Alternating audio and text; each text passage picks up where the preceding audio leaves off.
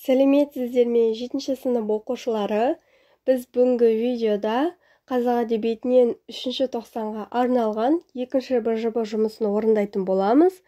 Бірінші тапсырма жау тылындағы балалардың тапсырманы орындаудағы бір сәтін өз көзқарасыңызбен дамытып жазыңыз. Серік пен Бористің бойынан қандай қасиеттер байқалды? Аязды күндердің бірінде Серік пен Борис фашистерді барлауда. Фашистердің бірі Серікті байқағандай болып, оның жағына келе жатады. Досының қиындыққа түскенін біліп, Борис оны құтқарып алуға тырысады. Бұл жерден Бористің бойынан досына деген адалдықты және қайсарлықты көруге болады.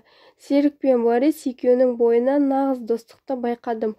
Олар қиын қыстау кезде бір нанды бөлісіп жеген, бір ананың құшағында өскен балалар. Олардың бойында қырағылық, батырлық, ақылдылық қасиеттері кездеседі.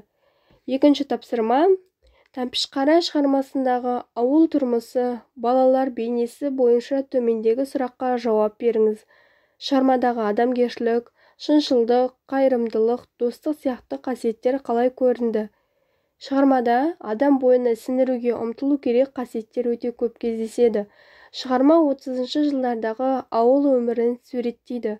Шыншатай бойында әдептілік, ұқыптылық, еңбексүйгіштік қасиеттері көрінеді.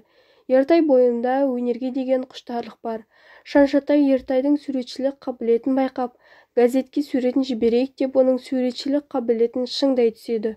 Осы жерден оның достық, шыншылдық қасиеттері көрінеді. Шыншатайдың бойында адамгершілік қасиеті кездеседі. Оның бойында адамның асыл қасиеттерінің бірі қайырымдылықта кездеседі. Шығармадан адам баласының үлгі тұтар жерлері өте көп. Осымен БЖБ жұмысымыз аяқталды. Каналға тіркеліп, видеоға лайк басып кетіңіздер.